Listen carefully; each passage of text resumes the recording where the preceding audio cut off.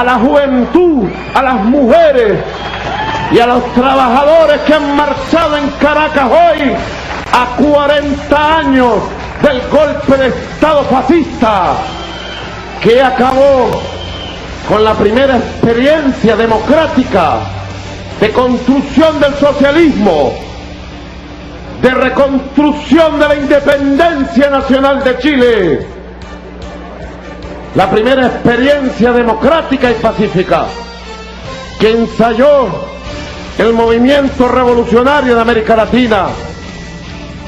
Honor y gloria a la memoria de Salvador Allende. Voceros de la Juventud Revolucionaria de América Latina estarán aquí con nosotros. Todo esto y mucho más en instante está aquí, en la mesa informativa, a través de Venezolana de Televisión. Chávez es un gran colectivo.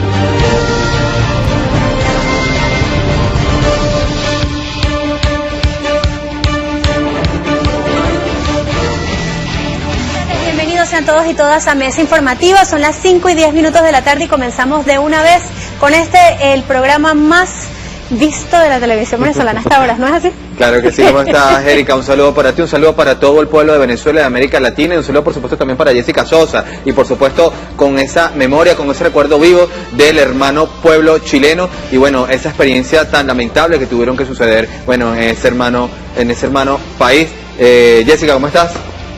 Bueno, nerviosa después de eso que Erika dijo, que nos ve todo el mundo, no nos queda otra. Estamos preparados para ofrecer el resumen informativo de la jornada del día de hoy, ya ustedes saben, cargada de información, sobre todo en honor a la memoria del presidente compañero Rafael Salvador Allende, y sobre todo también recordar las cosas que hace el imperio para lograr sus objetivos, incluso asesinar a su propia gente. Hoy también se conmemoran las Torres Gemelas de Nueva York, muchachos.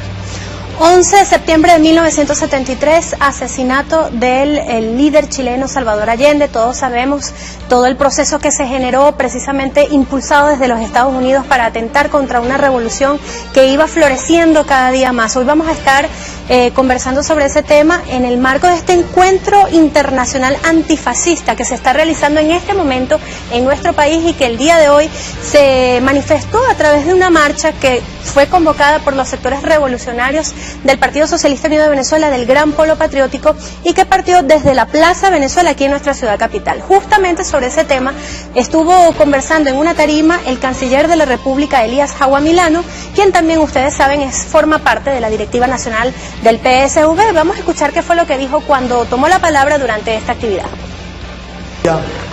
Por eso hoy es un día de la solidaridad internacional. Hoy es un día donde Caracas y Venezuela levanta su voz para decir que estamos con la vida, que estamos con la democracia socialista, que estamos con la paz y que estamos con la dignidad de los pueblos del mundo. Allende vive, Chávez vive, Allende vive, vive. Bueno, para reforzar esta información, solo citar a UNCAS, que tiene la capacidad, por supuesto, de completar siempre los temas con pocas palabras, con pocas imágenes. 11 de septiembre, a 40 años del golpe terrorista contra el compañero presidente en Chile. Ataques mediáticos, saboteos, guerra económica, les suena conocido. La historia es nuestra y la hacen los pueblos. Allende.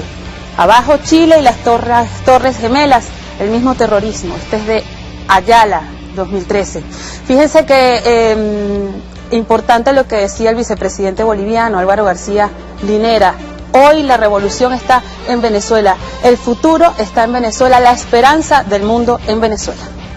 Bien, en Plaza Venezuela también se encontraba José Vicente Rangel. Él allí, bueno, habló de varios temas de interés relativos con toda esta conmemoración del hermano pueblo chileno, y haciendo esa comparación que es absolutamente cabe, pues de manera absoluta, entre el proceso que vivió Chile y ese golpe de Estado por esa ultraderecha, esa derecha fascista, y bueno, y cómo otros sectores de la misma ultraderecha, de la derecha latinoamericana, han intentado hacer lo mismo de manera reiterativa en Venezuela, con la diferencia de que aquí, bueno, han sido derrotados. Vamos a ver qué dijo José Vicente Rangel y regresamos aquí a la mesa. Lo fundamental es la manera como se está congregando el pueblo para conmemorar el 40 aniversario de la felonía cometida en Chile por la derecha, por el fascismo, por los Estados Unidos. Yo creo que ese fue un hecho premonitorio al cual no le dimos la suficiente importancia en la región, particularmente en Venezuela. Y es lo que determina que décadas después, ya en el gobierno revolucionario del presidente Chávez, se plantea una situación similar como fue el 11 de abril del 2002. El huevo de la serpiente quedó sembrado el 11 de septiembre de 1973 con el derrocamiento de Allende. El huevo de la serpiente es el fascismo, como expresión del imperialismo en esta época. 11 de septiembre de 1973, 11 de abril de 2002, mismos autores, mismo libreto. Vamos a ver qué nos dice ahora sí UNCAS. Colocado en un tránsito histórico, pagaré con mi vida la lealtad al pueblo. Frase histórica del compañero presidente Salvador Allende. Y también uno de nuestros diplomáticos, Roy Chatterton, estuvo más temprano aquí en Venezolana de Televisión en el programa Toda Venezuela. Allí se refirió específicamente a una de las medidas que ha sido tomada por el gobierno nacional para respetar o para dar a respetar la soberanía de nuestra patria, específicamente sobre la salida de la Corte Interamericana de los Derechos Humanos, que ha sido utilizada para arremeter constantemente contra gobiernos que buscan, desde el punto de vista político, un lado hacia la izquierda. Vamos a ver qué fue lo que dijo Roy Chatterton al respecto. Estamos desmontando el aparato de desestabilización, de procesamiento selectivo, politizado y prejuiciado del tema de los derechos humanos. Por eso yo creo que mencioné hace un ratico que habíamos ganado un espacio de libertad. Ahora, dentro del otro espacio, que es la OEA, vamos a continuar nuestra batalla, pero tomando iniciativas, pasando la ofensiva, para denunciar permanentemente el desmoronamiento y la perversión progresiva del sistema interamericano de los derechos humanos. Fíjense, para reforzar lo que comentaba nuestro embajador, tenemos los comentarios que a través de las redes sociales dice el presidente de la República, Nicolás Maduro, a través de su usuario, @NicolásMaduro. La CIDH fue el único organismo multilateral que reconoció el gobierno golpista de Pedro Carmona el 11 y 12 de abril de 2002. Parte de los comentarios nunca se retractó. Otro comentario que habría dicho el presidente Nicolás Maduro: la CIDH dictó medidas de protección a los terroristas que colocaron las bombas contra las oficinas diplomáticas de Colombia y España en 2004. Y la CIDH se convirtió en un instrumento para la protección de los intereses geopolíticos de Estados Unidos en América y para perseguir gobiernos progresistas. Otro de los tantos argumentos que tiene Venezuela para esta salida de la Comisión Interamericana de Derechos Humanos. Nos vamos a la pausa. Antes de hacerlo, como siempre, nuestro lo dijo. Hoy citamos al alcalde de Caracas, Jorge Rodríguez. La marcha de hoy es una gran expresión de vida y de acento puesto en el futuro.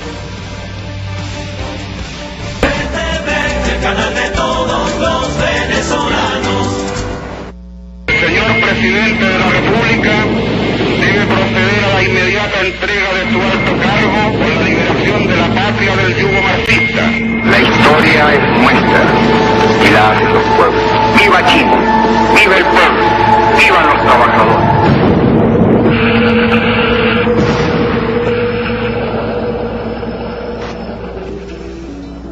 Fue un proceso conseguido a través del voto, lo cual no significa que fueran procesos pacíficos, porque detrás de cada voto está la sangre de miles y miles de chilenos y miles de venezolanos en las luchas anteriores a ese acto de votación donde ganó Salvador Allende y donde ganó Hugo Chávez Frías. Salvador Allende vive en la victoria de la Revolución Bolivariana.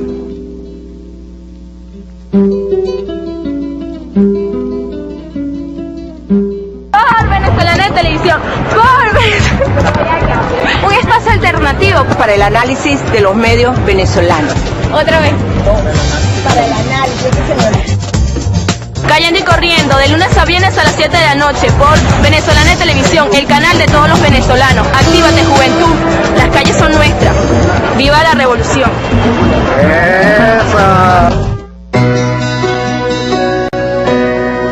Todos podemos convertir la situación más sencilla en un gran momento.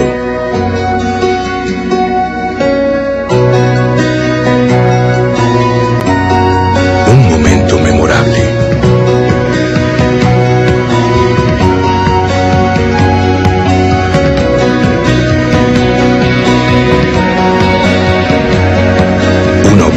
capacidad para ser mejores de lo que ya somos.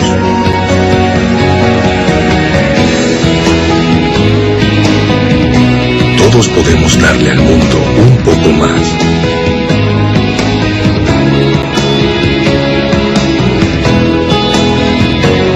Lo que nos une nos hace mejores.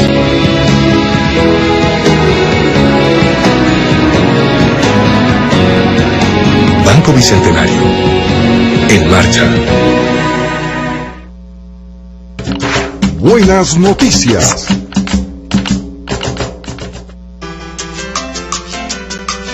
El gobierno bolivariano aprueba 300 millones de bolívares para el impulso del sector salud, 80 millones para el plan especial de cirugías selectivas. Se anuncia el relanzamiento del sistema público de atención hospitalaria a través de la creación de micromisiones en 11 hospitales del país. Se crea el Estado Mayor Conjunto de Salud.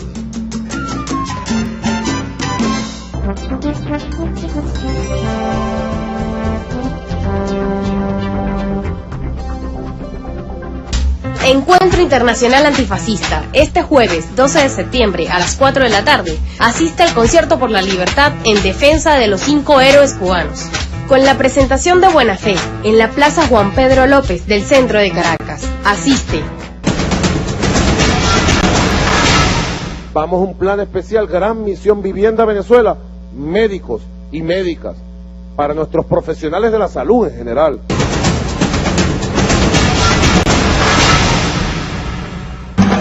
Gobierno de la eficiencia en la calle.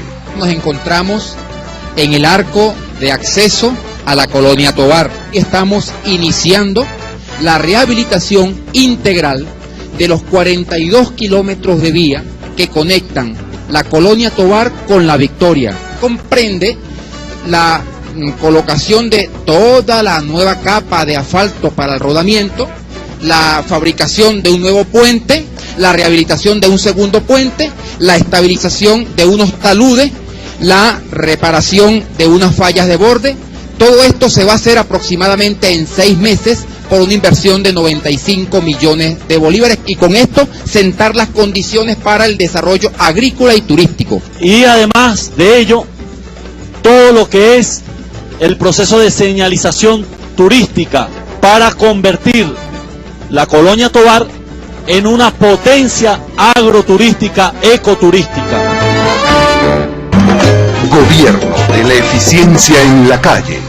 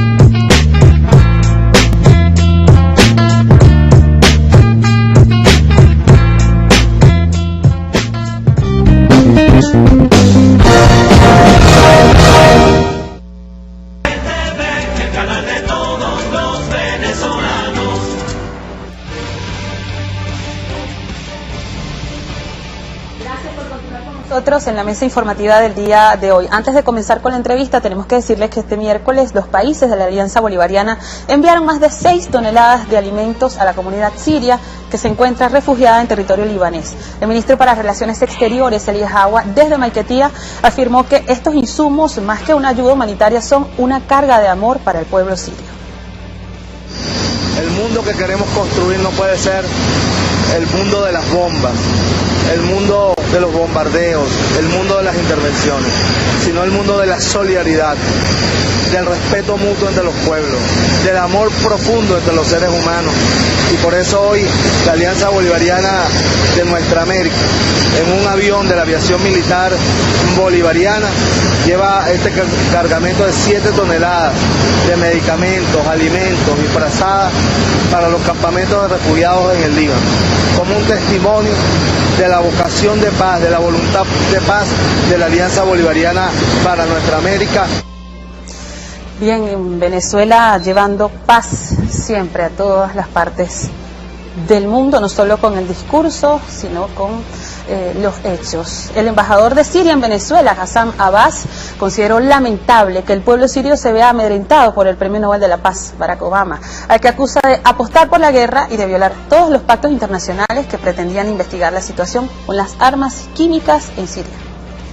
Últimamente dio cuenta Obama después que violó todos los pactos o los organismos internacionales, porque hasta no quiso esperar los resultados de la comisión que nosotros hace 5 meses pedimos para que vayan a Siria a investigar quién está usando armas químicas, pero cuando vio que aquella guerra criminal que puede prolongarse y convertir a la tercera guerra mundial, puede llevarnos hasta la sorpresa de que el imperio va a tener un golpe muy fuerte, por la cual no tuvo otra salida que él bajar un poco el tono.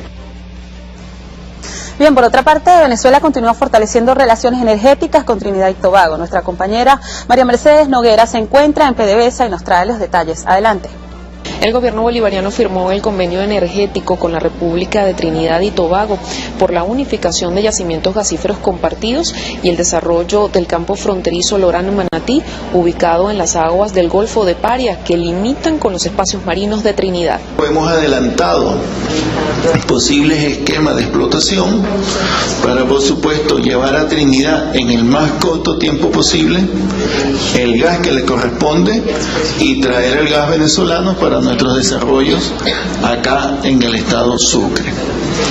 De manera tal que es un día muy importante, destraba el desarrollo de estos proyectos y permite que ambos países comencemos a trabajar ahora mucho más acelerado en el desarrollo de nuestras riquezas y nuestros recursos naturales. El acuerdo que se firmó entre estas dos hermanas naciones tiene carácter histórico por ser el primero de este tipo que se firma en América. Que nos va a informar entonces cómo se va a hacer el desarrollo de estos campos transfronterizos. And as I said before, this is a very historic day for Trinidad and Tobago and Venezuela in terms of our bilateral relations. Y como ya señalamos, este es un momento histórico en las relaciones entre Trinidad y Tobago y Venezuela. Such an agreement, it is also very significant that such an agreement has never been accomplished in the Americas. Es también significativo señalar que un acuerdo de esta naturaleza nunca ha sido firmado antes en la región de las Américas. I'm advised that there are similar arrangements in the North Sea. Tengo entendido que hay acuerdos similares en el Mar del Norte, in North Sea and in the Middle East. Y en el Medio Oriente. But this is new to this part of the world. Sin embargo, en esta parte del mundo esto es algo muy novedoso. El ministro Ramírez destacó que este proyecto permite que ambas naciones comiencen a trabajar en el desarrollo de la cooperación en el área energética. El resguardo y la seguridad plena están garantizados en los centros hospitalarios de Seguro Social a escala nacional. Nuestra compañera Soneli Urdaneta desde el Hospital Domingo Luciani en El Llanito nos ofrece más detalles. Soneli, te escuchamos. Con la implementación de medidas de prevención y acción y con el trabajo articulado de los cuerpos de seguridad del Estado, la milicia bolivariana, el cuerpo de combatientes del Seguro Social y la vigilancia privada, se ha logrado disminuir considerablemente los índices delictivos en todos los hospitales tipo 4 pertenecientes al Instituto Venezolano de los Seguros Sociales. Nosotros hemos bajado casi a cero estos índices de robos de vehículos. Como ya le dije anteriormente, las agresiones a los médicos en nuestras áreas de emergencia. Teníamos agresiones hasta de 5 agresiones a residentes de manera continua. Ya no hay ese tipo de agresión y lo hemos bajado casi a cero también este tipo de agresiones. Esta es la emergencia, una de las áreas más vulnerables de los hospitales. Por ello se han implementado medidas de seguridad como el control de acceso a la entrada de personas innecesarias que ha permitido reducir el índice de violencia en estas áreas. Nosotros tenemos que garantizar de que el ingreso por el área de emergencia sea única y exclusivamente de pacientes.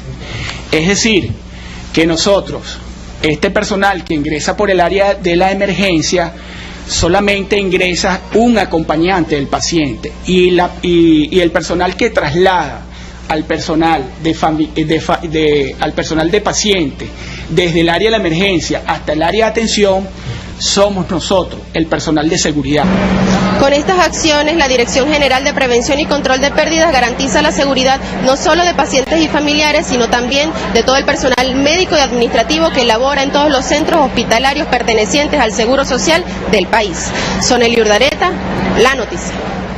Gracias, Sonely, por la información, datos importantes de las cosas que se han generado en nuestro país el día de hoy. Ahora sí, comenzamos con nuestra entrevista, por supuesto dirigida al tema más importante del día de hoy, la conmemoración de los 40 años del golpe, atentado contra la democracia en Chile, contra el pueblo y el presidente de Chile. Antes de comenzar, vamos a escuchar este sonido, este testimonio del presidente Salvador Allende.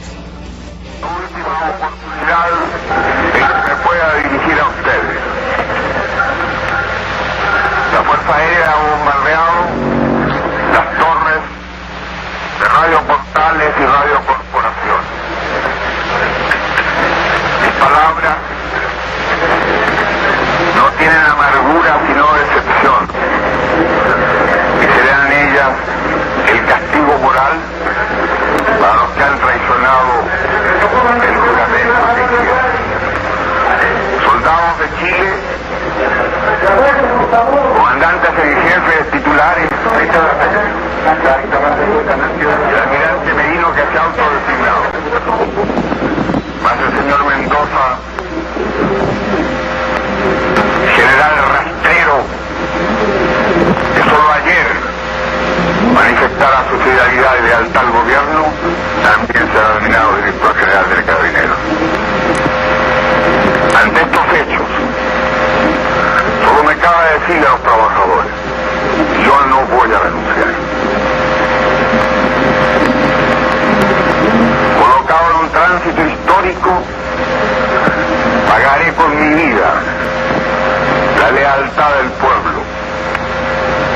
Y les digo que tengo la certeza que la semilla que entregáramos a la conciencia digna de miles y miles de chilenos no podrá ser cegada definitivamente. Tienen la fuerza, podrán avasallarnos, pero no se detienen los procesos sociales ni con el crimen ni con la fuerza. La historia es nuestra y la hacen los pueblos. La historia es nuestra y la hacen los pueblos. Vaya que doloroso y fuerte testimonio para la historia del presidente compañero Salvador Allende. Para hablar de esos hechos y lo que comenzaría luego de ese 11 de septiembre, que fue aún más doloroso para el pueblo chileno, nos acompañan dos mujeres. Margarita Riquelme de Fuentes, ella es víctima de la represión fascista en Chile, y Rosa Gómez, también víctima. Bienvenidas, gracias por estar con nosotros en este día tan importante y tan doloroso, ya lo decía, para el pueblo chileno, para el pueblo latinoamericano. ¿Cómo están? Gracias por la invitación. Bueno, en principio escuchábamos hoy los testimonios del pueblo venezolano en esa marcha en conmemoración de los hechos ocurridos el 11 de septiembre. Escuchamos los testimonios del pueblo venezolano, cómo está alerta ante lo que ocurre hoy en Venezuela, ante la jugada fascista hoy en Venezuela, y cómo es el mismo libreto, cómo se parece a lo que ocurría en Chile unos días antes del 11 de septiembre, en las minas del cobre, en los mercados y en tantos lugares que no son comunes. Sí, eso, o sea, es copiado realmente porque, o sea, el Estados Unidos en realidad empezó antes para preparar el golpe, ¿no? Yo creo que desde que Allende se empezó a presentar como presidente, yo creo que ellos empezaron con esa campaña. Y bueno, últimamente fue la huelga de los camioneros, fue el desastre, pues, sí, porque ahí ya no había alimento, y fue terrible para nosotros en realidad, porque había que estar pendiente donde habían acaparamientos, ¿verdad?, para ir a conseguir lo que uno necesitaba. ¿Te suena? Sí, por supuesto, y precisamente allí quería ir, ¿no?, por el tema de la presión económica que impulsa el gran capital transnacional, el imperialismo estadounidense, sobre la economía de un país que todavía no ha terminado de desarrollarse.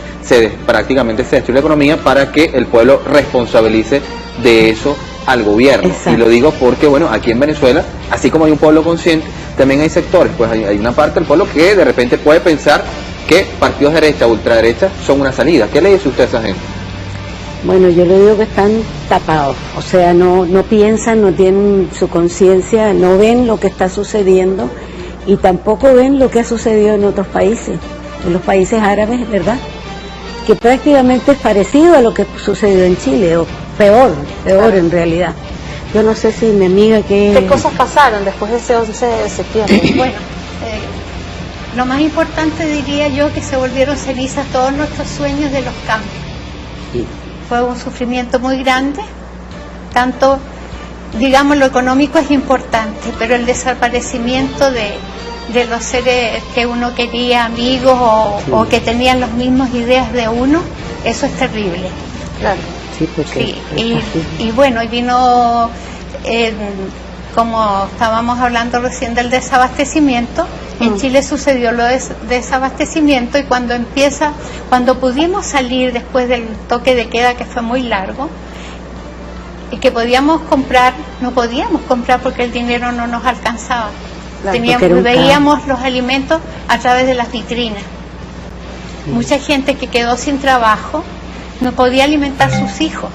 Entonces se formó la Vicaría de la Solidaridad, donde fueron muchas iglesias las que participaron. Los católicos ortodoxos, evangélicos, luteranos. Un cardenal Silva Enríquez fue el que la formó. Sí. Y pudieron alimentar a los menores de 14 años una vez al día en las poblaciones más pobres. Solamente menores de 14 años y una vez al día, con los recursos que daba la iglesia, las iglesias, porque eran varias iglesias. Y hacían ollas comunes en las poblaciones, ¿no?, porque para poder alimentar a la gente. Como comidas comunitarias. Exacto, ollas grandes. Claro, pero era solamente los niños. Básicamente era alimentar menores de 14 años y una vez al día. Sí, eso con el tema alimentario, pero vino también una represión, persecución de todos aquellos identificados con los factores revolucionarios, socialistas. Hubo compañeras, nuestros amigos, incluso que están aquí, que estuvieron presos, ¿no? Yo afortunadamente no tuve ese problema, pero sí nos vinimos porque mi esposo era profesor, era ingeniero químico, pero le gustó la docencia y hacía clase en una escuela industrial en un lugar muy pobre, ¿no? Entonces él, cuando vino el golpe, no cantaba la canción nacional porque los militares agregaron un verso donde ensalzaban, ¿no?, a los militares. Entonces él se buscaba y se iba a la cocina, no cantaba la canción nacional. Entonces lo empezaron a citar todas las semanas al Ministerio de Educación, a preguntarle, bueno, ¿por qué usted hace eso? ¿Por qué está contra la dictadura? Eso pasó bastante tiempo, hasta que yo estaba con mucho temor que un día cualquiera no me llegara a la casa. Mi suegro estaba aquí en Venezuela y era asesor en el Ministerio de Educación, y le dijo, no, tú te vienes. Por eso estuvimos aquí, porque en realidad el peligro estaba latente, pues. Claro, es bien importante. También iba a ir al tema de la represión, pero quería un detalle que quisiera que ustedes compartieran aquí para todo el pueblo de Venezuela. El tema del acaparamiento de algunos sectores empresariales, comerciantes en Chile. No estoy hablando de Venezuela, que haya pensado en Venezuela, cualquier parecido con la realidad de Venezuela en este momento no es mera casualidad. El tema de comercios, bueno, que prefieren acaparar la comida para generar una crisis. Eso en Chile se vivió. ¿Qué sucedió en momentos del golpe y posteriormente en Chile? Bueno, eso, cuando ellos acaparaban, de repente se pasaba la voz. La JAP fue un organismo que no sé si el gobierno o no sé, que lo organizaron, que eran como eran la Junta de Abastecimiento de Precios. Y el padre de la presidenta, o sea, la expresidenta y futura presidenta posiblemente de Chile, Michelle Bachelet, él estaba a cargo de la JAP, que se llamaba. ¿Es cierto que había olor a comida putrefacta en las calles posterior al golpe porque habían dejado podrir la comida empresarios?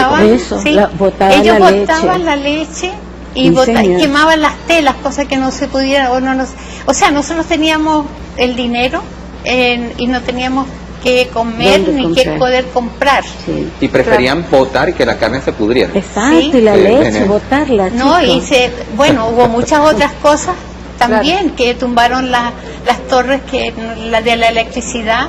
Luego de esta experiencia que ustedes han tenido, que han visto, nos habla del tema de la electricidad y nos tocó un tema sensible en este momento, ¿no? Claro, es que pero le lanzo la pelota a Ronald, porque quería preguntar sobre el tema de cómo ven ustedes en este momento lo que está ocurriendo en nuestro país. Se han develado distintos planes y sabe, Venezuela está consciente, la población venezolana, que está en marcha una guerra económica fundamentalmente, pero por supuesto dentro de todo un juego político, digámoslo así. Cuando ustedes ven a Venezuela, ¿le vienen esos recuerdos? Bueno, justamente que estamos en el mismo peligro. Sí, estamos en peligro y quisiera que los venezolanos no se dieran cuenta de eso. El otro día con el apagón que hubo, me trajo el recuerdo y el temor. Sí. ¿Qué episodio recordó? Bueno, lo que sucedía en Chile, que empezaron apagones antes de dar el golpe. Claro. Entonces, no quisiéramos nosotros volver a vivir lo mismo. Ya nos tocó perder, yo siento que perdimos con dolor 2 presidentes, el presidente Allende y el presidente Chávez, posiblemente distintas sean las circunstancias, o a lo mejor es lo mismo. Sí. Pero yo estoy maravillada de Venezuela, chica, encuentro que de cuando llegamos hasta estas alturas, encuentro que el 76, que la conciencia del venezolano, de la mayoría, incluso de la gente de los cerros, ¿no? Es decir, es un paso gigantesco que ha dado en su manera de expresarse, de cómo ha asumido la revolución. Y nuestros sueños se realizaron aquí. Qué bueno. Sí. Por eso no prosperó ese libreto del 11 de abril de 2002. Erika Ortega tiene una pregunta. Erika. Bueno, para nuestras invitadas de hoy, quería saber si ellas tenían información sobre este documento publicado en 1982 por un periodista estadounidense, Jack Anderson, que habla sobre documentos desclasificados de la CIA. Se llama el libro Documentos Secretos de la ITT, que no era otra cosa sino el manual que se utilizó para dar el golpe de Estado contra el presidente Salvador Allende, y que desafortunadamente hemos visto, tal como ellas lo decían hace unos minutos, que es el mismo manual que se trató de utilizar aquí en Venezuela en el año 2002 para darle un golpe al presidente Hugo Rafael Chávez Frías, y luego en el año 2002, en diciembre de ese año, precisamente para generar el paro petrolero sabotaje que generó tanta pérdida para la nación, 18.000 millones de dólares aproximadamente. ¿Sigue ese manual de golpe de Estado en vigencia? ¿Se acompaña de algún otro, como por ejemplo el del golpe suave de Gene Sharp? La pregunta para nuestras ilustres invitadas.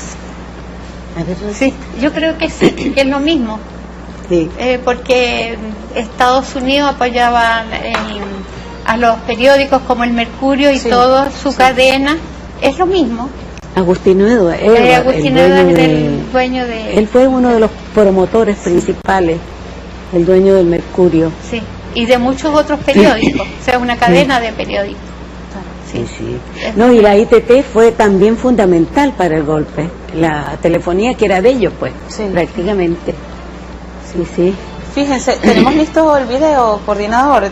Hay un reporte de nuestro compañero Jordán Rodríguez sobre la visita reciente de quien fuera candidato a la presidencia de la República, Enrique Capriles Radonsky, ejerciendo, al menos en teoría, el gobierno del Estado. Miranda hizo una gira por países de Latinoamérica buscando adeptos para la causa de la desestabilización en nuestro país. Esta persona visitó Chile durante esa gira y se reunió nada menos que con los torturadores del pueblo chileno. En principio, y antes de hablar de esta visita, ¿cuáles fueron las torturas? Vinieron incluso fusilamientos masivos. Sí, incluso simulacros, de que eso es devastador también, ¿no? La familia ¿Simulacros nuestra de qué están ¿cómo se llama? De fusilamiento. Sí, con de los una ojos tortura vendados, psicológica. claro. Eso era bastante. Ahora hay un lugar que se llama la Villa Grimaldi, que se llama el Parque por la Paz. La Villa Grimaldi fue un campo de tortura. Un centro de tortura que yo estuve en Chile ahora hace poco y lo fui a visitar. Primera vez, es emocionante realmente, y hay un guía donde está diciendo los lugares donde las distintas torturas, ¿no? Vamos ahora sí a ver el video, el reporte que hiciera nuestro compañero Jordán Rodríguez a propósito de la visita de Enrique Capriles Radonsky a Chile. El Chile de hoy muestra fuertes distorsiones sociales, siendo uno de los países más desiguales de América del Sur. Sin embargo, fue uno de los destinos escogidos por Enrique Capriles para presentar su visión de la democracia venezolana luego de su derrota en los comicios presidenciales del 14 de abril. Tomando ese resultado, nosotros decimos que representamos a la mayoría, porque creemos que el resultado fue otro, y esa ha sido nuestra lucha democrática. Es nuestro derecho, estamos ejerciendo nuestro derecho. Pero tomando eso como válido, ese resultado, nosotros representamos la mitad. En medio de un despliegue mediático sin igual, Capriles encontró eco para sus señalamientos. Se acusó a Venezuela de ser un país comunista sumergido en el caos. Según los políticos chilenos, un peligro para la región. Venezuela, y lo dije en Venezuela y por eso me atrevo a decirlo acá, y lo he dicho en todos los foros internacionales, es un país que hoy día tiene altísimo índice de pobreza. Es un país que tiene una inseguridad como tiene Irak, más de 21.000 personas en homicidios. En otras reuniones más privadas, Capriles sostuvo encuentros con Patricio Aylwin, electo presidente en 1989, quien gobernó junto a Pinochet, mientras este seguía siendo comandante de las Fuerzas Armadas. Otro de los encuentros fue con Jovino Noboa, quien fue subsecretario general del gobierno de la dictadura militar de Pinochet y se vio envuelto en 1982 en el asesinato por degollamiento de Tucapel Jiménez, presidente de la Agrupación Nacional de Empleados Fiscales. Para cerrar su visita al sur, Capriles conversó con Patricio Melero Avaroa, antiguo dirigente de organizaciones juveniles que respaldaron la dictadura pinochetista. Tal vez por la naturaleza de sus encuentros o la trayectoria de los personajes con los que se reunió, la visita del gobernador de Miranda a Santiago estuvo marcada por fuertes protestas en su contra, un hecho que trató de ser silenciado por los medios de comunicación. Jordán Rodríguez, La Noticia.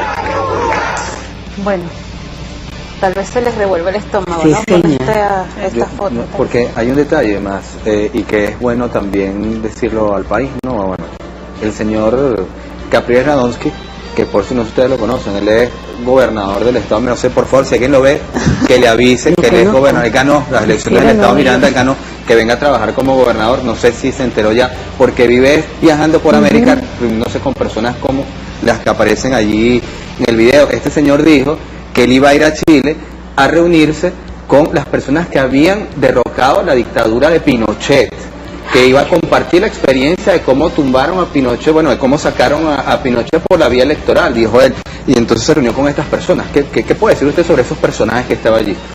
Digo yo que este señor es un ignorante de primer orden, Capriles, ¿no? Porque ¿cómo va a decir que...? ¿O se hace? Bueno, no sé, en realidad. No, sí, bueno, también lo decía. No, pero es terrible. Se reunió con lo peor que podía haberse reunido. ¿Por qué no se fue Patricio Aylwin, por ejemplo, según el señor Enrique Capriles, bueno, es el primer presidente del periodo democrático después de Pinochet. ¿Usted puede aclarar eso? ¿Qué relación tuvo este señor Aylwin con Pinochet? ¿Fue que realmente rompieron? Lo que pasa es que allá la que traicionó fue la democracia cristiana. Cuando vieron que venía el golpe, ellos se aliaron con la gente que hizo el golpe. Este señor Frey, ¿lo viste lo que dijo, no? El hijo de Frey. ¿Ah? El hijo de Frey. Y después lo dicen que lo envenenaron, no sé. Al padre, ¿no? Pero la democracia cristiana para mí fue la que dejó de apoyar a Allende cuando ya vio que el golpe venía, pues. Sin embargo, bueno, se juntan entre iguales, ¿no? Exacto, ya sabemos exacto. lo que ocurrió aquí el 15 de abril, cuando este señor hizo un llamado. Exacto. Hay 11 venezolanos todavía. Y 2 niños entre ellos, que es lo más doloroso. O sea, Sí, toda muerte es dolorosa, claro, pero de unos niños, claro, terrible. Se juntan entre iguales, pero está por ahí también rondando Álvaro Uribe Vélez y ciertas organizaciones de derecha internacional tratando de reorganizarse. Yo creo que ya reorganizada y ya con planes concretos. Sí, sí. Y el vicepresidente García Linera decía hace rato, la esperanza del mundo está en Venezuela. Sí, pero eso implica que también las amenazas se cierren contra Venezuela. Exacto. Así es. Es que yo no sé quién, escuché en la tele que es un señor argentino que escribió un libro que lo entrevistaron hace poco. Eduardo Galeano. No, es otro anterior. Que él dijo que Estados Unidos no descansa y que seguimos siendo, ¿verdad? Estamos en la mira de ellos. Claro. Una vez que terminen con los árabes, estamos nosotros. Claro. Entonces la gente ¿A que quienes está dicen en que contra... eso es paranoia? Que no, eso Dios mío. Eso son inventos. Eso es un hecho. Que va a estar pendiente la CIA y Estados Unidos de Venezuela. Sí, o sea, sí. me imagino que así mismo dirían en Chile. En Chile se decía lo mismo. Claro. Y están desclasificados los documentos donde están implicados Nixon, Kissinger. ¿Ustedes y la oyeron CIA. esa conversación de Nixon y Kissinger? Sí. Cuando salió Allende. No, eso es para los pelos, pues, cuando uno lo oye, ¿no? Fíjense, hay un tema también sobre el tema ideológico, ¿no? Obviamente, lo digo con toda sinceridad, el socialcristianismo, la democracia cristiana iba a jugar ese rol, porque es un partido de derecha. Fíjense, yo tuve aquí, por ejemplo, aquí tuvimos al presidente del Partido Social Cristiano Copey, y él se molestó porque yo le decía que el partido Copey, por ser social cristiano, es un partido de derecha. Ahora se observa una especie de intento de camuflaje de los partidos de derecha en América Latina, decir, no, nosotros no somos derecha, ese debate de izquierda y derecha ya terminó. Sí, nosotros incluso estamos asumir el discurso, asumir sí, la postura. intentar mimetizarse con la izquierda, hablar de poder popular, de comunidad, de yo no sé qué, de trabajo comunitario, sí, bueno, de gobiernos progresistas. Eso obviamente no es nuevo, o sea, no se está viendo en Venezuela por primera vez. Lo vieron ustedes en Chile, ¿qué puede decir al respecto? Así fue. Ellos tenían organizaciones de centros de madres, algunos organismos como que llegaban al pueblo, pero verdaderamente ellos son de derecha y estuvieron apoyando al golpe militar. Frei, el presidente Frei, el primero, el padre del que fue presidente después, cuando él tenía la idea de que cuando la Junta iba a volver a haber unas elecciones y él iba a ser elegido el presidente, él volvía a tomar la presidencia. Y no fue así, porque después se ha comprobado que en una operación que le hicieron él fue asesinado. Y estando el gobierno, la dictadura. Fíjense, hay otro testimonio importante, interesante de la señora Berta, entiendo que compañera de ustedes. Vamos a escuchar ese testimonio y regresamos a comentar acá en la mesa informativa. Mi esposo fue un perseguido realmente, pero él trabajó 2 años después con la dictadura de Pinochet, hasta que lo sacaron del Partido Comunista, y por escribir lo que escribía. Él tuvo muchos libros, tiene varios libros publicados, y nuestra vida era muy simple allá en Chile, éramos clase media baja, que le llaman. No tuvimos grandes problemas, de verdad, porque tenía unos padres que siempre nos abastecían, nos trataban de abastecer. Así que hacíamos las colas que hacíamos siempre, que era toda la gente, el desabastecimiento fue fuerte, pero realmente nosotros no tuvimos esos graves problemas que tuvo una gran cantidad de gente en Chile.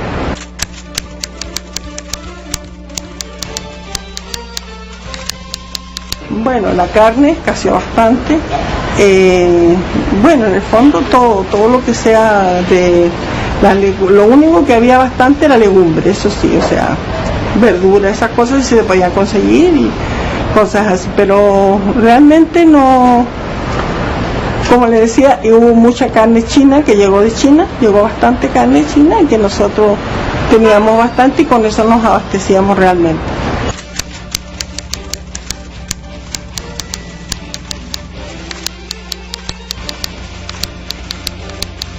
bastantes colas, cosas que yo trataba de evitar, porque como decía mi amiga anterior, tratamos de abastecernos con lo que había en la casa, no salir a buscar lo que no teníamos.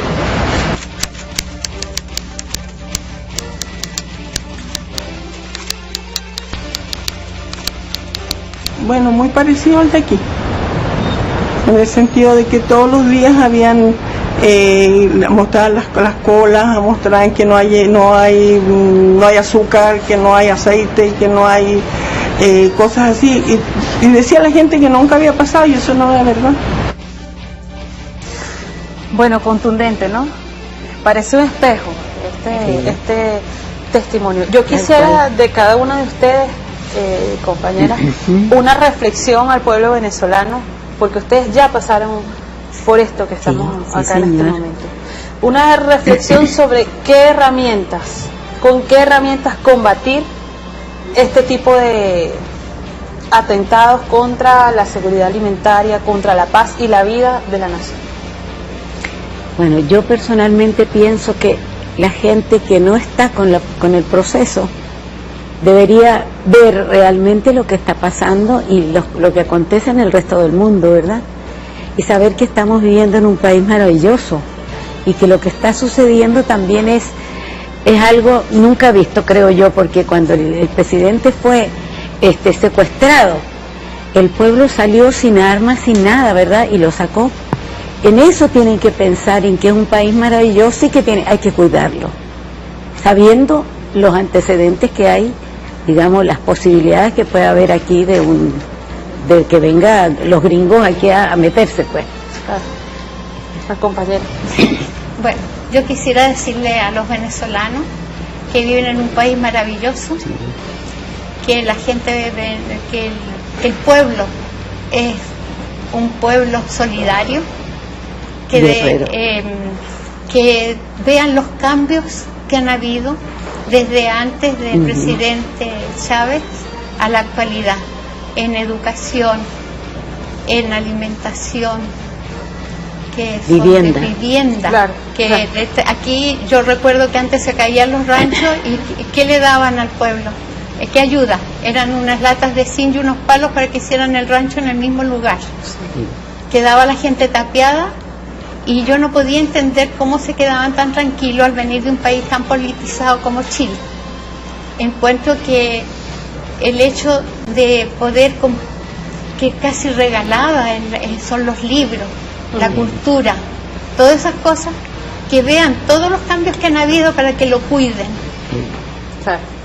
Gracias por haber compartido con nosotros estos testimonios llenos de emociones, dolores, recuerdos, y sobre todo que son para nosotros herramientas fundamental para seguir la batalla en adelante. Gracias a Rosa y Margarita. Yo me despido por ahora, gracias por habernos acompañado. Ronald, les voy a dejar por los momentos con Erika Ortega, tiene algo importante que decir. Jessica, y es que antes de irnos al corte vamos a escuchar un sonido de Eduardo Galeano, pero les quería comentar que al regreso del corte vamos a estar hablando con la vanguardia de la juventud revolucionaria de la América Latina. Están Pablo Morales por Costa Rica, Micael Rosas por Puerto Rico, Joan Noya por Venezuela. Al regreso aquí en Mesa Informativa, ya venimos con más. Enseñen a los niños a ser preguntones, para que pidiendo el porqué de lo que se les manda hacer, se acostumbren a obedecer a la razón, no a la autoridad como los limitados, ni a la costumbre como los estúpidos. En las escuelas deben estudiar juntos los niños y las niñas, primero porque así desde niños los hombres aprenden a respetar a las mujeres, y segundo, porque las mujeres aprenden a no tener miedo a los hombres. El canal de todos los venezolanos. Seguimos con más de Mesa Informativa. Como les habíamos anunciado, tenemos a la Juventud Revolucionaria de América Latina y el Caribe. Me acompañan Pablo Morales en el medio, mejor dicho, Micael Rosa justo a mi derecha, Pablo Morales, de la Juventud Revolucionaria de Costa Rica, y como les decíamos también, Joan Noya, coordinador de Relaciones Internacionales de la JPSUV. Sean todos bienvenidos. Puro hombre hay aquí, ¿eh? Gracias. Bueno, quería hablar con uno de los jóvenes de los movimientos, entiendo, independentistas de Puerto Rico. ¿Cuáles son los retos que enfrenta la juventud revolucionaria de todo el continente, del hemisferio, ante todas las arremetidas que se están realizando permanentemente en contra de los movimientos de izquierda y países de izquierda a nivel internacional? Yo creo que nosotros tenemos una diversidad de retos. Nosotros tenemos que partir de la premisa de que lo más importante, con lo que nosotros contamos con el pueblo organizado, el pueblo de la calle. Así que en ese sentido yo creo que los países latinoamericanos y caribeños tenemos que recrudecer nuestro trabajo de base, tenemos que recrudecer nuestros esfuerzos en organizar a las personas de las comunidades. Yo creo que ese es uno de los grandes retos que tenemos. Otro de los retos que tenemos es combatir aspectos como el neocolonialismo. Nosotros en nuestro caso particular tenemos que llevar una doble lucha, la lucha por la descolonización de nuestro país, acompañada por la lucha de la justicia social, de eliminar las disparidades de clase, de construir un país justo en términos económicos, donde no haya subordinación, no se aplaste a los trabajadores. Y en ese sentido yo creo que son retos que se nos plantean a cada uno de nuestros países, pero cuando venimos a ver en un plano más macro, cuando vamos a pensar en la patria grande, son retos que venimos a compartir todos los países latinoamericanos y caribeños. Ustedes vienen en el marco de un encuentro internacional antifascista. Hemos visto diversas manifestaciones de ese fascismo, ¿no? El más reciente, el caso de Siria. Antes, el caso de Libia. Antes de ese, Irak, Afganistán, Palestina permanentemente. Algunos dicen que estos son los países del eje del mal, así son vistos por el imperio, ¿no? ¿Cómo quedarían los pueblos de América del Sur en general y de Latinoamérica en general, quise decir, ante la posibilidad cierta de un ataque, por ejemplo, contra la Revolución Bolivariana en Venezuela?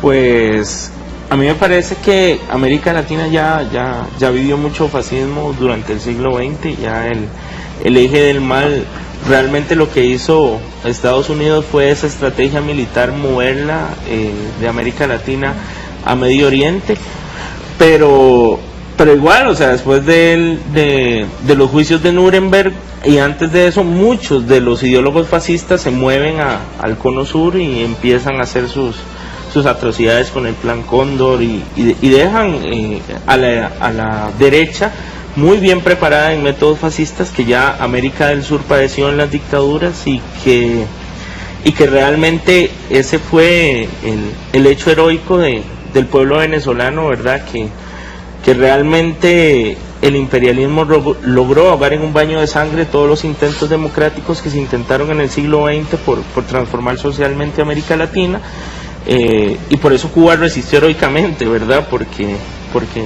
no fue abatida, pero todos esos golpes de Estado que fueron triunfantes, realmente el único pueblo exitoso que logró revertir un pueblo de Estado fue este pueblo, y por eso han logrado sobrevivir muchos otros procesos, pero sin eliminar el fantasma del fascismo, que porque ahora se está expresando directamente en el Medio Oriente, no quiere decir que debajo de la mesa indirectamente sigue operando en nuestra América. Ciertamente vimos ayer unas declaraciones del presidente Obama en las cuales decía, bueno, por ahora no vamos a atacar, aunque le decimos a nuestro ejército que esté allí permanentemente en sus posiciones hasta nuevo aviso, supuestamente hasta vencer la vía diplomática.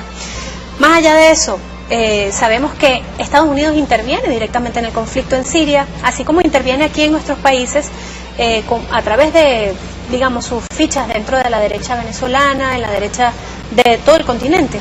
¿Cómo hacer para articular con ese poder popular, esa organización de base de la cual hablaba el compañero Micael, no solamente en Venezuela, sino en el resto de países que conforman esta grande patria grande? Bueno, primero que nada hay que decir que justamente la gran articulación popular y que también se expresa en la solidaridad internacional es lo que justamente ha prevenido el comienzo de las hostilidades militares en Siria. No es poca cosa que los Estados Unidos, después de haber prácticamente colocado ya todo su armamento, ya era inminente un ataque sobre Siria, ahora empiecen a recular, porque realmente están reculando, ¿no? Y sobre todo en un país tan contaminado como los Estados Unidos, donde incluso puede haber gente que pudiera no estar de acuerdo, incluso entre los congresistas y los senadores, pero que saben que el día de mañana les pueden decir, mira, tú no votaste por tal guerra y por lo tanto tú no puedes ser candidato a la presidencia. Entonces ha sido ese poder popular que se ha venido conectando a nivel internacional, no solamente a nivel de América Latina. Bueno, nosotros a nivel de América Latina, incluso a nivel de juventudes, hemos tenido, bueno, encuentros de juventud de la CELAC, encuentros de la juventud de la UNASUR, la juventud del Foro Sao Paulo. Estamos en permanente articulación. Y eso es lo que ha permitido también mantener la coordinación de las movilizaciones. Movilizaciones al mismo tiempo y de manera permanente. Fíjense, por ejemplo, aquí en Venezuela han habido más de una veintena de movilizaciones por Siria, y eso tiene sus resultados concretos. Entre ellos, bueno, haber detenido al menos momentáneamente la invasión sobre Siria. Hablamos de fascismo y no sé por qué recuerdo la Escuela de las Américas. En el contexto, digamos, de cada uno de sus países, ¿qué significa la Escuela de las Américas para Puerto Rico, para Costa Rica y en general para todo el continente, según la información que ustedes han obtenido durante todo este proceso de lucha? Bueno, yo podría decir que en el caso particular de Puerto Rico, que es un caso que tiene unas características muy distintivas. Claro. Yo creo que esas políticas de la Escuela de las Américas siguen vigentes, siguen más vigentes que nunca.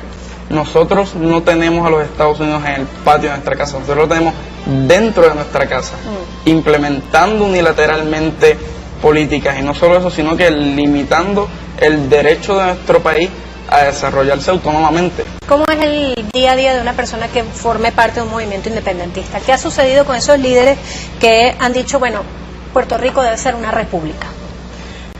Bueno, el independentismo en Puerto Rico está día a día en la calle, haciendo trabajo de base. Me tomo el atrevimiento de decir que somos pioneros en las luchas sociales, en luchas sindicales, luchas ambientales, y en ese sentido el independentismo va ganando sus espacios y va creando conciencia de país, que es a lo que aspiramos, a construir un país justo, un país equitativo. Claro. Así que en ese sentido el independentismo se juega su día a día en la calle, con los recursos moderados que tiene, y ha demostrado su efectividad. Tenemos ejemplos concretos, tenemos el caso de Vieques, que fue un caso donde las organizaciones independentistas y socialistas y de izquierda en Puerto Rico decidieron, mira, aquí hay que tomar acción concreta, aquí hay que hacer desobediencia civil, aquí hay que tomar las calles, y sacamos la Marina de Vieques. Que no se ha terminado ese proceso, que nos tienen que limpiar los terrenos, pues estamos trabajando en ello. Explícale a los venezolanos y venezolanas que te puedan estar viendo en este momento qué es Vieques, qué significa Vieques para Puerto Rico. Vieques es una isla municipio de Puerto Rico, que estuvo donde la Marina de los Estados Unidos de guerra hacía sus prácticas militares, bombardeaban allí a diario. Vieques inclusive, eso tuvo grandes repercusiones en la salud del pueblo viequense. La incidencia de cáncer en Vieques, en términos porcentuales, era mayor que la incidencia de cáncer en el resto de la isla. ¿Eso es porque armas químicas? Metales pesados que iban al ambiente, un pueblo que es una isla, es un pueblo que es una isla, se dañó su pesca, se vio afectada su economía. Cuando llega la Marina, Vieques también era un pueblo agrícola, termina la agricultura y concentran al pueblo totalmente, prácticamente en un barrio. Entonces, en ese sentido... un poco lo que pasó en Panamá con el Chorrillo, ¿no? Exactamente. Claro, en Vieques hubo un detonante, y fue que en una de las prácticas murió un oficial puertorriqueño que estaba en un puesto de vigilancia. Al morir, David Sanes, se catapulta toda la lucha, y entonces el pueblo toma las calles, como dije, hace desobediencia civil, y logramos sacar la Marina de Vieques. O sea que el poder popular en Puerto Rico es bien importante. Las organizaciones independentistas estamos claros de eso, y estamos conscientes de que lo tenemos que trabajar para lograr construir el país que queremos. Antes de darle la palabra al compañero Pablo, quería consultarte un tema importante que tiene que ver con el tema del lenguaje. Han querido erradicar prácticamente el castellano de incluso hasta de la educación primaria, ¿cierto?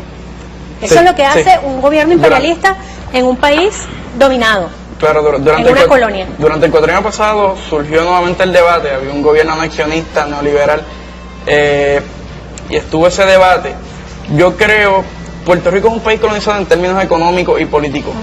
Culturalmente ha sido el gran fracaso de Estados Unidos.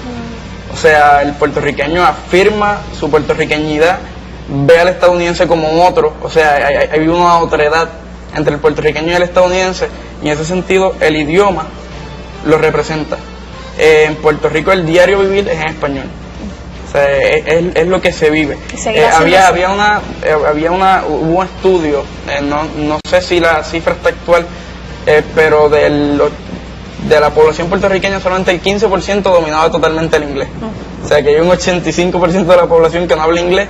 Ha sido una de las luchas que hemos tenido las distintas organizaciones, y ha sido punta de lanza y representativa del sentido nacional y de la afirmación patriótica que aflora en Puerto Rico.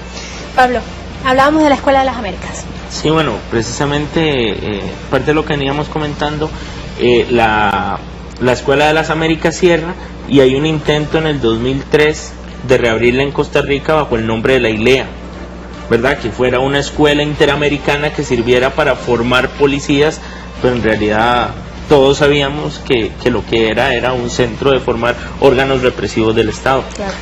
A mí me tocó vivir esa lucha como estudiante, y fortuitamente logramos que ese proyecto de ley ni siquiera saliera a comisión legislativa, ni siquiera llegara a plenario, por la presión que hacíamos todas las semanas en esa comisión, porque la embajada estadounidense respondiera preguntas a las que nunca respondió, prefirió retirar el proyecto, y pues nos sentimos muy orgullosos de eso.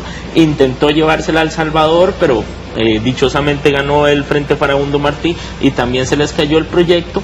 Pero volvemos a lo mismo. Ellos están intentando cambiar sus estrategias para mantener esas políticas fascistas que han mantenido en nuestro continente, y por eso era muy claro el llamado que hacía el compañero presidente Nicolás Maduro hoy, digamos, del tema de la memoria. Claro. Es decir, los jóvenes no podemos olvidar que el fascismo existe en América Latina, que se ha visto debilitado pero no ha desaparecido, y que cambia estrategias, cuáles estrategias usó, cuáles está utilizando y cuáles podrá utilizar, porque la lucha contra el fascismo sigue muy muy vigente en América Latina. Y parte de esos luchadores contra el fascismo eran los 5 héroes cubanos, quienes el día de mañana van a cumplir un tiempo más, un año más, detenidos injustamente e ilegalmente en los Estados Unidos. Un poco para que recordáramos la vigencia del pensamiento, digamos, antiterrorista de estos compañeros, que desafortunadamente continúan hoy en día, a esta hora, mientras estábamos hablando, sufriendo las consecuencias del imperialismo norteamericano. Exactamente. Bueno, vamos a recordar, esta semana se cumplen 15 aniversarios ya de que los antiterroristas cubanos, que incluso pasaron en su momento información en los Estados Unidos, porque iban a hacer una serie de eventos terroristas en los Estados Unidos, y bueno, por el simple hecho de ser cubanos, y bueno, pues llevan 15 años presos injustamente en las cárceles de los Estados Unidos, y bueno, hay una serie de eventos que se van a dar durante esta semana, como conciertos con bandas de Cuba, de Venezuela, como de buena fe. Y en este sentido, bueno, nosotros entendemos que esta es una semana donde se circunscribe todo el tema antifascismo, ¿no? O sea, cuando nosotros, por ejemplo, decimos, bueno, a los independentistas puertorriqueños los metieron presos, los tienen también en los Estados Unidos, como a Oscar Rivera. Los han asesinado, los han desaparecido, los han radiado en las prisiones, salen con unos cánceres bestiales. Ya saben a qué relación me refiero en el caso venezolano. Sí. Por supuesto, también el caso Costa Rica, que el fascismo ahí se expresa, por ejemplo, con el hecho de que esté la cuarta flota estacionada en Costa Rica en algún momento. El caso venezolano lo vemos a diario con la confrontación con la oposición venezolana, que incluso nos han asesinado a 3 militantes de la JPSUV después de las elecciones presidenciales. Y bueno, el caso de los cinco héroes cubanos, bueno, eso también es una expresión del fascismo, en el sentido de que, bueno, eso es un país que no tiene ningún tipo de justicia, ¿no? No hay ningún tipo de base legal, incluso para tener preso a estos 5 gloriosos ciudadanos cubanos. Incluso ha habido varias cortes y algunos representantes, digamos, de la parte de abogacía de los Estados Unidos, que dicen que no hay ninguna razón para que estén presos, pero bueno, es un tema político y están ahí. En cambio, Orlando Bush o algunos otros terroristas como Posada Carriles, que estuvieron y que dijeron, sí, yo volé el avión de Cubana Aviación y maté a más de 100 y pico personas, y lo dicen en las cámaras, esas personas están tranquilamente caminando por las calles de Miami. Entonces, así también se expresa el fascismo desde la parte legal, desde la parte diplomática, desde la parte económica, desde la parte eléctrica. Hay un sinnúmero de formas y por eso esta semana está dedicado a recoger un poco esa experiencia y que el pueblo venezolano también siga formando esa conciencia. Este es un pueblo politizado y que sabe la confrontación que también estamos dando a nivel político e ideológico en Venezuela. Nuestro compañero Ronald Muñoz tiene preguntas para ustedes. Sí, muchachos, fíjense, ustedes forman parte de una juventud consciente, esa juventud que viene creciendo en América Latina, que tiene conciencia histórica, que tiene conciencia política, geopolítica, pero lamentablemente toda la juventud todavía no es así. Sabemos que en América Latina, al igual que en el mundo, hay, digamos, dos juventudes. Una juventud de la cual forman parte ustedes, como dije, consciente del momento histórico, consciente de la realidad geopolítica, pero hay una juventud como alienada. Y ojo, esto hay que comprenderlo en su contexto real, ¿no? Por cuanto existe toda una maquinaria transnacional de alienación y control con la industria cultural, el cine, la radio, la televisión, todos los días imponiendo antivalores a nuestras juventudes. Es decir, que es hasta comprensible que haya una masa importante de jóvenes en América Latina que incluso sin saberlo apoyan al fascismo, como es el caso aquí en Venezuela, donde hay jóvenes que creen estar luchando por la libertad y la democracia y resulta que lo que están haciendo es apoyando al fascismo.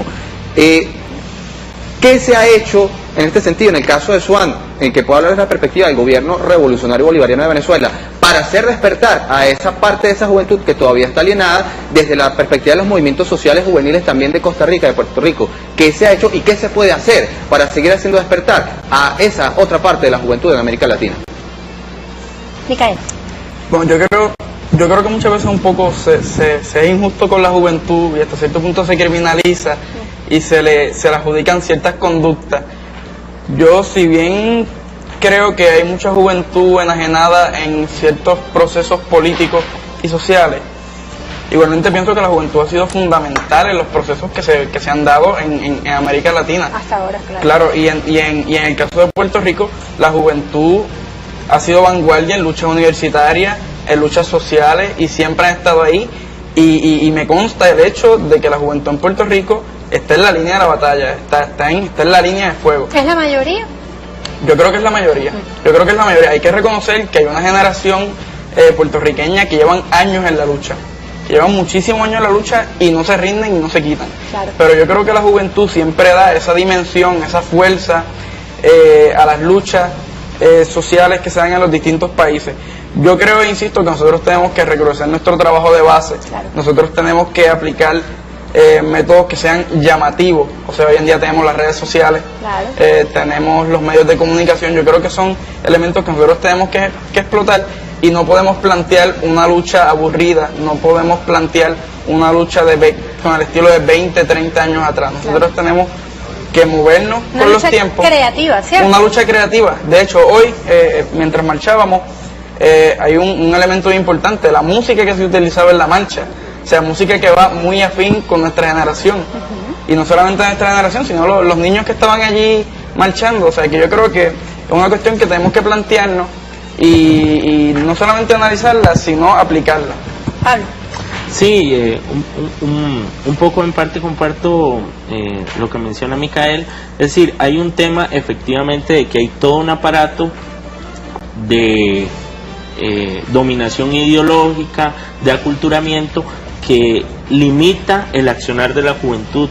Pero lo que es cierto también es que en muchos movimientos sociales de izquierda y progresistas, el adultocentrismo que impera hace que no evolucionemos a nuevas formas de comunicación, hace que no evolucionemos a nuevas formas de acercarse a la juventud, y que no permite que los jóvenes tengan un poder real en los movimientos sociales y en la conducción de los cambios sociales. ¿Eso ocurre en Costa Rica en estos momentos? Eso ocurre en Costa Rica en estos momentos, en todos los sectores, y con ese tipo de posiciones es muy difícil que el joven se vincule a la política, se vincule a las transformaciones sociales. Y a mí me parece que sí, también hay problemas externos, pero hay problemas internos que tenemos que evaluar para ir cambiando todos los días, ir revolucionando todos los días, para incorporar a los jóvenes como un actor que sin duda alguna lo que ha demostrado hasta el momento es que no quiere el futuro que el neoliberalismo le demanda, sin una pensión, sin capacidad de desenvolverse con una familia,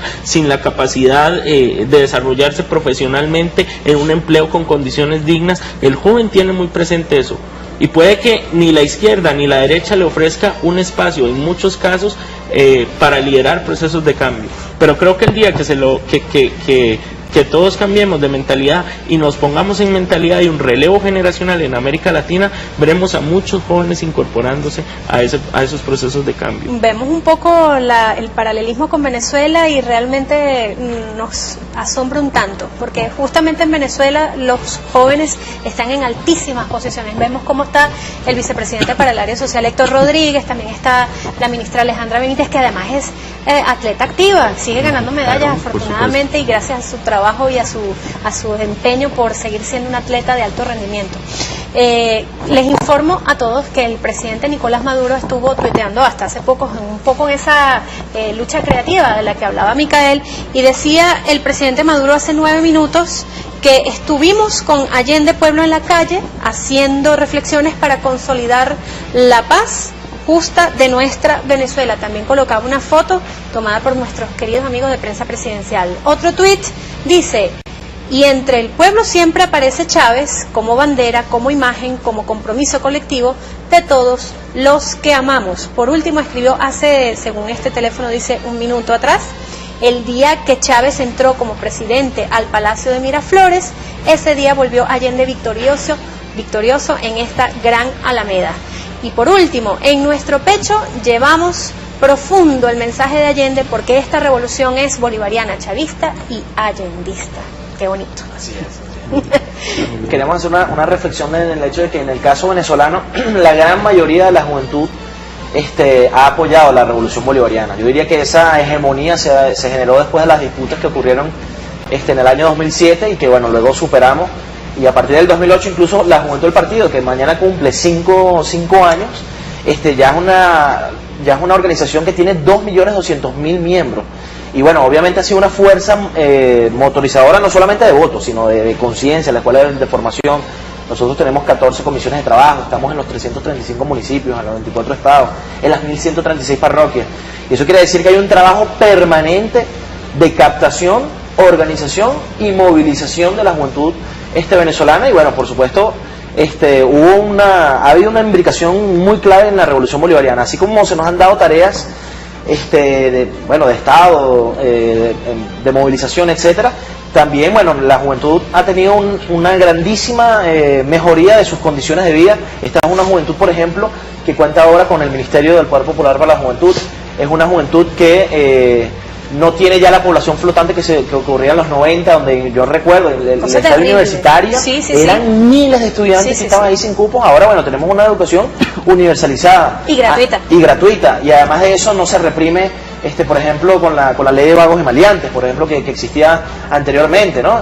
Entonces, bueno, son una serie de cuestiones en las cuales la juventud viene tomando terreno. Esta es una juventud que tiene acceso a créditos, que tiene acceso a la vivienda, que tiene acceso, como hemos dicho, a la educación, al trabajo. Entonces, es un escenario en el cual se ha imbricado perfectamente juventud con la revolución bolivariana. Nos queda muy poco tiempo. Quería primero agradecerles que hayan estado aquí. Se nota la esperanza del comandante Chávez en cada uno de los rostros de ustedes. Y sus últimas palabras para todo el pueblo de Venezuela que en este momento los está viendo. Mis últimas palabras son que el pueblo puertorriqueño está en pie de lucha, como lo ha estado por más de 2 siglos, que vamos a seguir hacia adelante, reafirmando nuestro derecho a la autodeterminación, como lo han hecho muchísimas personas que han defendido la patria, como el patriota Oscar López Rivera, que lleva 32 años en prisión. Compañero Pablo. Bueno, yo le diría a este pueblo que siga defendiendo esta obra hermosa que marcó un antes y un después en nuestra América, que no se olviden que hay pueblos ahí que todavía luchamos por quitarnos al neoliberalismo de encima, pero también solidarizándonos porque estos procesos de cambio se consoliden y se profundicen aún más, porque es una labor internacionalista que no vamos a renunciar, y latinoamericanista además. Bueno, agradecerles también la presencia de ellos, que bueno, siempre que hay un llamado de Venezuela, ellos están participando allí. Nosotros nunca hemos considerado como extranjeros a nadie que venga de América Latina y el Caribe, porque consideramos que bueno, somos parte de la patria grande, más bien nos consideramos como si fuésemos provincias o estados de esa patria grande, y por eso hemos logrado, gracias a estas organizaciones aliadas, consolidar los sistemas de relacionamiento y coordinación permanente, insisto, Juventudes del ALBA, Juventudes de la UNASUR, Juventudes de la CELAC, Juventudes del Foro de Sao Paulo, y nuestras inscripciones en la Federación Mundial de Juventudes Democráticas, que nos ha permitido tener una relación permanente y, verdad, en los últimos 3-4 años ha sido importantísimo el gran relacionamiento que ha habido en toda América Latina. Muchísimas gracias por haber estado aquí. Micael Rosa, Pablo Morales y Joan Noya, representantes, más bien voceros de la Juventud Revolucionaria de América Latina, que continúa pujando por la revolución continental. Nosotros con estas entrevistas despedimos Mesa Informativa por la tarde de hoy y les recordamos que a partir de mañana a las 5 en punto de la tarde estaremos con todos ustedes, Jessica Sosa, Ronald Muñoz y esta servidora Erika Ortega Sanoja. Nos vemos mañana. Bye. Estamos aquí ratificando nuestro compromiso con el pueblo chileno, el pueblo de Venezuela hoy, ratificando su compromiso antiimperialista, antifascista, condenando lo que ocurrió hace 40 años en Chile con el asesinato de Salvador Allende, donde se truncó un proceso de liberación nacional, un proceso popular, un proceso liberador, y que indudablemente dejó como saldo miles de muertos, miles de jóvenes asesinados, perseguidos, torturados. Todo el trabajo que hizo Salvador Allende creó conciencia en el pueblo de Chile, creo que también despertó mucho en América Latina, y por eso estamos aquí conmemorando ese trágico día del golpe de Estado, donde los oligarcas del pueblo chileno, bueno, si se pueden llamar pueblo, derrocaron a un presidente que estaba gobernando para el pueblo. Estamos aquí hoy por la paz. Esta lucha que llevamos nosotros a nivel del proceso revolucionario es con la finalidad de que nosotros unidos, y más que todo la juventud, que el día de mañana tenga muchísima paz a nivel mundial. Y hoy en día los venezolanos y venezolanas seguimos levantando la bandera del socialismo que levantó hace 40 años el camarada Allende, y por eso Venezuela sigue de pie, liberando una batalla para seguir manteniendo en Venezuela el socialismo. Chávez es un gran colectivo.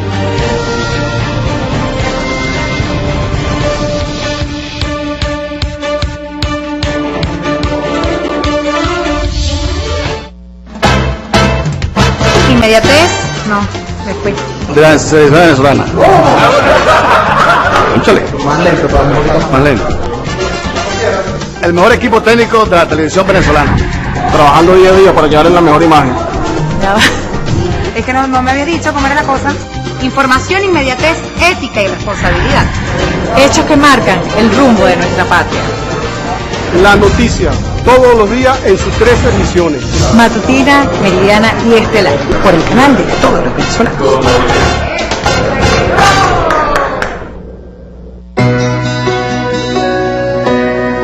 Todos podemos convertir la situación más sencilla en un gran momento.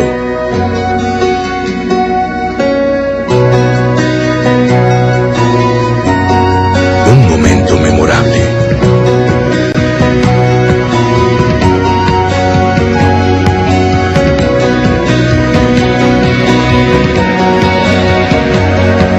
Una oportunidad para ser mejores de lo que ya somos.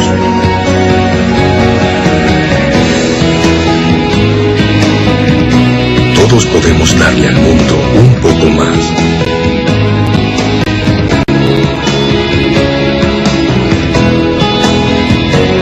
Lo que nos une nos hace mejores.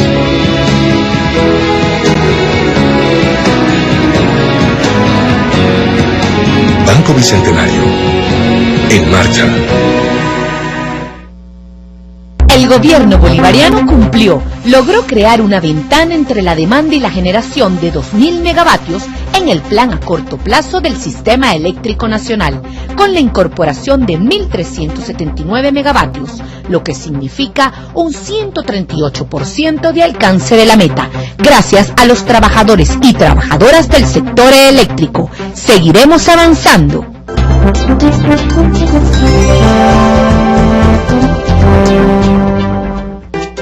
El gobierno bolivariano aprueba recursos para garantizar el abastecimiento.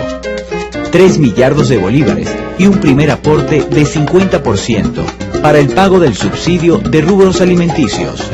Acciones que garantizan el abastecimiento y aumento de producción nacional de carnes y lácteos.